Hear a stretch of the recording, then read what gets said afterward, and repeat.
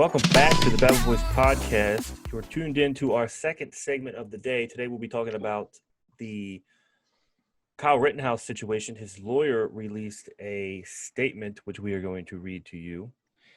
And on top of that, we have the official criminal complaint filed against Kyle that we would also like to share. So, Jeff, we're looking at 6 counts. 6 felonies? Yes. I know one of them for sure. They're going to try first-degree murder, and there's no way that sticks. So, count 1, first-degree reckless homicide, use Yeah. of a dangerous weapon. Count 2, first-degree recklessly endangering safety, use of a dangerous weapon.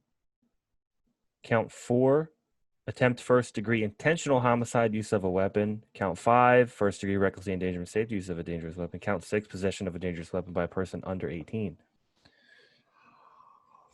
Now, they're throwing the book at this kid. which I'm really curious on how, like, for example, count 6, possession of a dangerous weapon by a person under 18. 12-year-olds hunt in the woods. Under Wisconsin state law, I've read it. It says that if you're under 18, you can carry a rifle as long as you're under adult supervision. I do not know that he was under adult supervision, but I'm just saying that it's kind of like strange wording. You know, like it makes it sound like you can't possess a dangerous weapon if you're under 18, and that's not true. No, I mean, there's nuance to every law. Yeah. I mean, every law is going to be interpreted by a judge differently most of the time.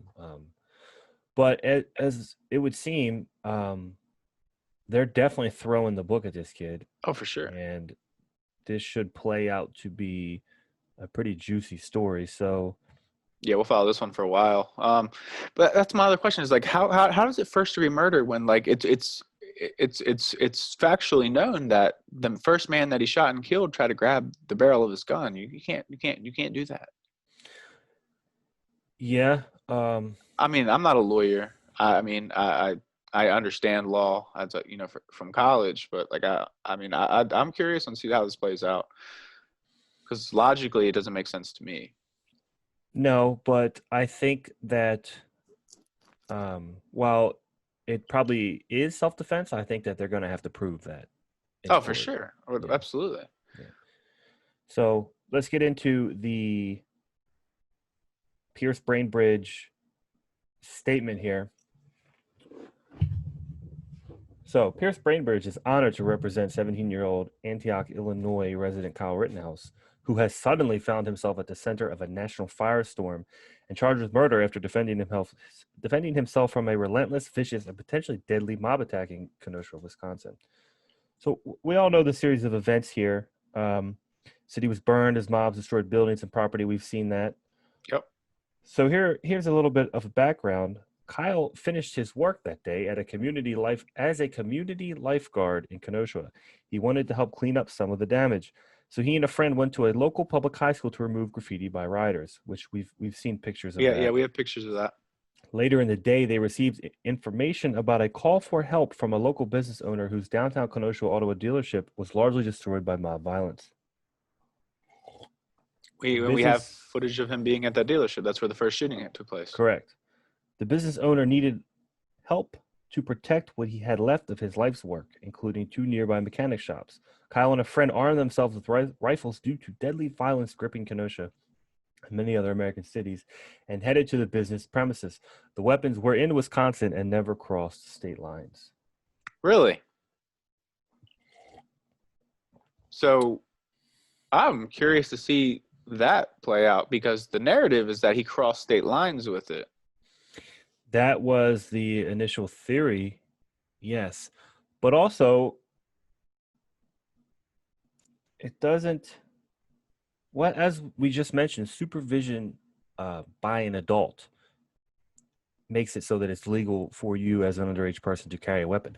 I wonder if they're trying to consider his friend as the supervising adult in this situation.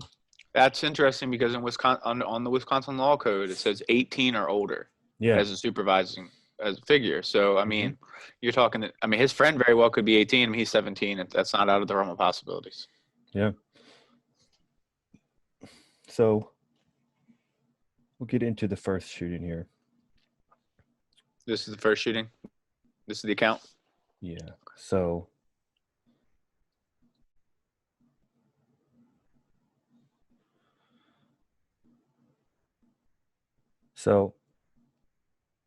looks like he had rendered medical aid. We have a video of that too. Yeah, Of him. to the injured persons and tried to guide people to others who could assist to the extent he could. He could do so amid the chaos. By the final time Kyle returned to the gas station to confirm there were no more injured individuals who needed assistance, police had advanced their formation and blocked what would have been his path back to the mechanic shop. As Kyle proceeded towards the second mechanic shop, he was accosted by multiple rioters who recognized that he had been attempting to protect a business the mob wanted to destroy. This outraged the rioters and created a mob now determined to hurt Kyle. As we've seen, they began chasing him down. Kyle attempted to get away, but he could not do so quickly enough. Upon the sound of a gunshot behind him, Kyle turned and was immediately faced with an attacker lunging towards him and reaching for his rifle. Yep. Kyle reacted instantaneously and justifiably with his weapon to protect himself, firing and striking the attacker. Yep. So yeah, we know he was shot at first, or there was a shot in their premises first, but I mean that I mean, we don't know what the intent of that shot was, and we do know that man with the red shirt around his head in the first incident, not only threw an item at him, but also cornered him in the parking lot. And I mean, there was no way to flee, and then he reached for the gun and he got shot. And I justifiably believe that was the right thing for him to do, because if that man took that gun from him, then Kyle could also have been the one dead. Correct. And also to point out that the guy that he killed was a registered pedophile. Yeah, I don't registered sex offender. No, and, I don't wish death on anyone, but if a sex offender gets shot, I mean, good for that person. Kyle stopped to ensure care for the wounded attacker, but faced a growing mob gesturing towards him. He realized he needed to flee for his safety and his survival. Another attacker struck Kyle from behind as he fled down the street. Kyle turned as the mob pressed in on him, and he fell to the ground. We've seen this. Yep. We've seen him get kicked in the head, hit with a skateboard. Mm-hmm. In fear for his life and concerned the crowd would either continue to shoot at him or even use his own weapon against him, Kyle had no choice but to fire multiple rounds towards his immediate attacker, striking two, including one armed attacker. Kyle got up and continued down the street in the direction of the police with his hands in the air. He attempted to contact multiple police officers, but they were more concerned with the wounded attackers. The police did not take Kyle into custody at that time, but instead they indicated he should keep moving. He fully cooperated both then and later that night when he turned himself into the police in his hometown, Antioch. So I've seen this a lot. People are very upset that the police just let Kyle casually stroll down the road. Yeah, I'm not really sure what that procedure should have been, what the right answer for that is. I mean, you don't just get arrested. I mean, obviously they got to do an investigation, to figure out if it was self-defense or not. I'm not really sure what the right thing for them to do there was. Yeah, and I mean, apparently it says he tried to contact the police. I don't know if he. I mean, I guess he said that he shot them because it says they were more concerned with the wounded attackers. Yeah, and I mean, if the police were more concerned with the wounded attackers than him shooting, that makes me believe automatically that they were there to witness at least some of it, and they kind of agreed that he was being attacked. That's what it makes us. That's what it sounds like to me. Mm-hmm. But I mean, he did turn himself in, and he did after he killed the first guy. He did call the ambulance and say, "Hey, look, I killed somebody." That's not the actions of a murderer who's just on a killing spree like he was, like the narrative was. Mm-hmm. Yeah, I mean, the narrative is definitely to try and tarnish this kid, and this should be a lesson to everyone else that wants to go out with their weapons. Just don't, because you will probably end up having to use it, and I can imagine that most people don't want to do that. No, you don't want to do a lot. I mean, regardless if it's justified or not, taking somebody's life's a life-altering, a life-changing event, and it's just you'd want to avoid it if you could, Yeah.